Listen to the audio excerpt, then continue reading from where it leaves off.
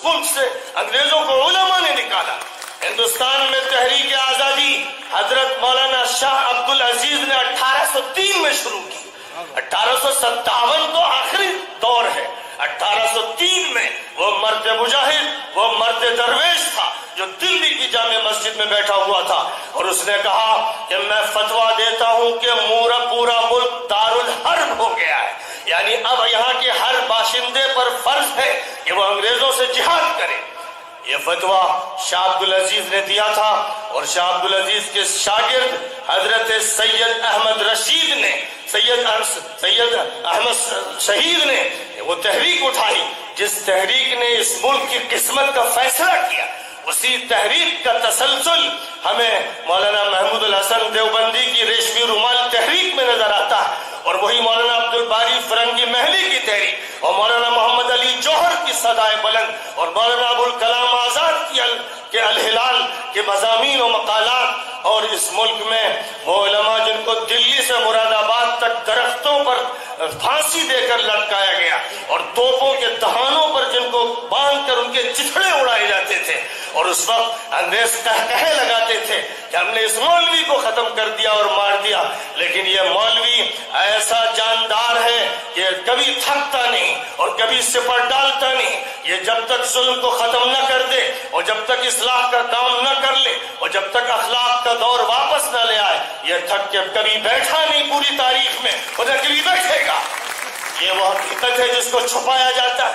अबुल कलाम आजाद एक नहीं, हजारों उलमा की फहरिस्तें हमारे पास हैं जिनको शहीद किया गया, जजायर अंडमान भेजा गया, माल्टा भेजा गया। उनका खून, उनका पसीना, उनकी आंखों के आंसुओं से यह मुल्क आजाद हुआ है। मुल्क में 1920 में नए नए लोग भी आ गए और वो उसमें शामिल हो गए और एक मुश्तरक तहरीक शुरू हुई, लेकिन 1803 से 1920 तक तन्हा यह मौलवी मैदान में था जो मोर्चा ले रहा था, जो टक्कर ले रहा था, जो जान की बाजी लगाए हुए था। ये वो हकीकत है जिसको इस मौजूदा दौर के हिंदुस्तान में छुपाया गया, जिसको तब्दील किया गया। कलाम आजाद जान अपनी देने के लिए तैयार थे कि मुल्क तकसीम नहीं होने देना। मौलाना हुसैन अहमद मदनी अपनी जान लगाए थे कि मुल्क को तकसीम नहीं होने देना है। मौलाना जकरिया, मौलाना अब्दुल कादिर रायपुरी और जितने भी उलमा थे सब इस पर तैयार थे कि मुल्क की तकसीम नहीं होना है। मुल्क की तकसीम से मुल्क तबाह हो जाएगा। मुसलमान और हिंदुओं के खिलाफ जो कार्रवाई अंग्रेजों ने की है वो पूरी हो जाएगी। सारे उलमा, शायद एक दो को आप मुस्तस्ना कर सके, सारे उलमा हिंदुस्तान की सालिमियत की बात कर रहे थे, और जिन लोगों ने इस्लाम का नारा देकर पाकिस्तान बनाया वो झूठे और मक्कार लोग थे। पाकिस्तान को इस्लाम के लिए नहीं बनाया गया, पाकिस्तान शैतान ने बनाया। ताबूती ताकतों ने हिंदुस्तान और पाकिस्तान के टुकड़े किए। दोबारा जरूरत है, अगर आपके ज़हन में नक्शा है और आप समझ रहे हैं कि 15-20 साल में ये होने वाला है, तो काटजू साहब आइए हम और आप मिलकर पाकिस्तान और बांग्लादेश और हिंदुस्तान को एक करें। मुल्क से अंग्रेजों को उलमा ने निकाला। हिंदुस्तान में तहरीक आजादी हजरत मौलाना शाह अब्दुल अजीज ने 1803 में शुरू की। 1857 तो आखिरी दौर है। 1803 में वो मर्द मुजाहिद, वो मर्द दरवेश था जो दिल्ली की जामे मस्जिद में बैठा हुआ था और उसने कहा कि मैं फतवा देता हूं कि पूरा मुल्क दारुल हर्ब हो गया है, यानी अब यहाँ के हर बाशिंदे पर फर्ज है कि वो अंग्रेजों से जिहाद करे। ये फतवा शाह अब्दुल अजीज ने दिया था और शाह अब्दुल अजीज के शागिर्द हजरत सैयद अहमद रशीद ने, सैयद अहमद शहीद ने वो तहरीक उठाई। जिस तहरीक ने इस मुल्क की किस्मत का फैसला किया, उसी तहरीक का तसलसल हमें मौलाना महमूद अल हसन देवबंदी की रेशमी रुमाल तहरीक में नजर आता है, और वही मौलाना अब्दुल बारी फरंगी महली की तहरीक और मौलाना मोहम्मद अली जौहर की सदाए बुलंद और मौलाना अबुल कलाम आजाद के अल हिलाल के मज़ामीन और मकालात। और इस मुल्क में वो उलमा जिनको दिल्ली से मुरादाबाद तक दरख्तों पर फांसी देकर लटकाया गया और तोपों के दहानों पर जिनको बांध कर उनके चिथड़े उड़ाए जाते थे, اور اس وقت انگریز کہنے لگاتے تھے کہ ہم نے اس مولوی کو ختم کر دیا اور مار دیا، لیکن یہ مولوی ایسا جاندار ہے کہ کبھی تھکتا نہیں اور کبھی سپر ڈالتا نہیں۔ یہ جب تک ظلم کو ختم نہ کر دے اور جب تک اصلاح کا کام نہ کر لے اور جب تک اخلاق کا دور واپس نہ لے آئے، یہ تھک کے کبھی بیٹھا نہیں پوری تاریخ میں اور نہ کبھی بیٹھے گا۔ یہ وہ حقیقت ہے جس کو چھپایا جاتا ہے۔ ابوالکلام آزاد ایک نہیں، ہزاروں علماء کی فہرستیں ہمارے پاس ہیں جن کو شہید کیا گیا، جزائر انڈمان بھیجا گیا، مالٹا بھیجا گیا، ان کا خون، ان کا پسینہ، ان کی آنکھوں کے آنسوؤں سے یہ ملک آزاد ہوا ہے۔ ملک میں 1920 میں نئے نئے لوگ بھی آ گئے اور وہ اس میں شامل ہو گئے اور ایک مشترک تحریک شروع ہوئی، لیکن 1803 سے 1920 تک تنہا یہ مولوی میدان میں تھا جو مورچہ لے رہا تھا، جو ٹکر لے رہا تھا، جو جان کی بازی لگائے ہوئے تھا۔ یہ وہ حقیقت ہے جس کو اس موجودہ دور کے ہندوستان میں چھپایا گیا ہے، جس کو تبدیل کیا گیا ہے۔ کلام آزاد جان اپنی دینے کے لیے تیار تھے کہ ملک تقسیم نہیں ہونے دینا۔ مولانا حسین احمد مدنی اپنی جان لگائے تھے کہ ملک کو تقسیم نہیں ہونے دینا ہے۔ مولانا زکریا، مولانا عبد القادر رائے پوری اور جتنے بھی علماء تھے سب اس پر تیار تھے کہ ملک کی تقسیم نہیں ہونا ہے۔ ملک کی تقسیم سے ملک تباہ ہو جائے گا، مسلمان اور ہندوؤں کے خلاف جو کارروائی انگریزوں نے کی وہ پوری ہو جائے گی۔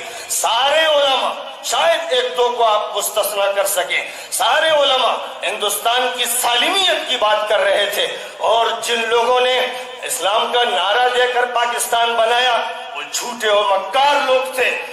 پاکستان کو اسلام کے لیے نہیں بنایا گیا، پاکستان شیطان نے بنایا۔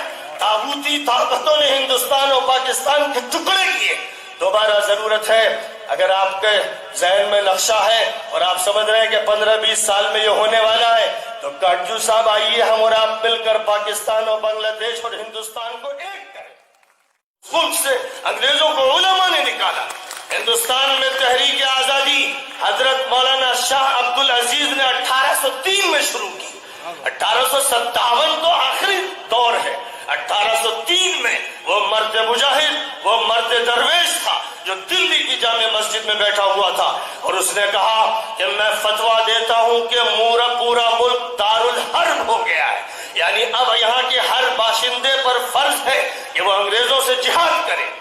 یہ فتویٰ شاہ عبد العزیز نے دیا تھا، اور شاہ عبد العزیز کے شاگرد حضرت سید احمد رشید نے، سید احمد شہید نے وہ تحریک اٹھائی، جس تحریک نے اس ملک کی قسمت کا فیصلہ کیا۔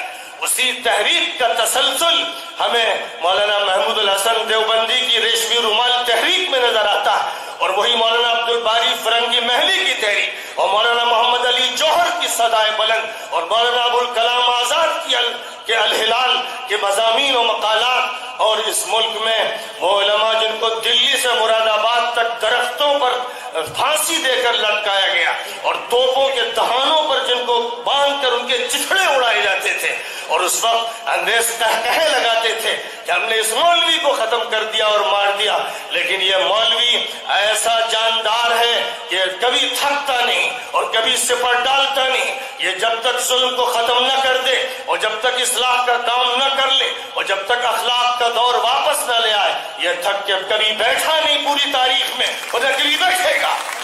یہ وہ حقیقت ہے جس کو چھپایا جاتا ہے۔ ابوالکلام آزاد ایک نہیں، ہزاروں علماء کی فہرستیں ہمارے پاس ہیں جن کو شہید کیا گیا، جزائر انڈمان بھیجا گیا، مالٹا بھیجا گیا، ان کا خون، ان کا پسینہ، ان کی آنکھوں کے آنسوؤں سے یہ ملک آزاد ہوا ہے۔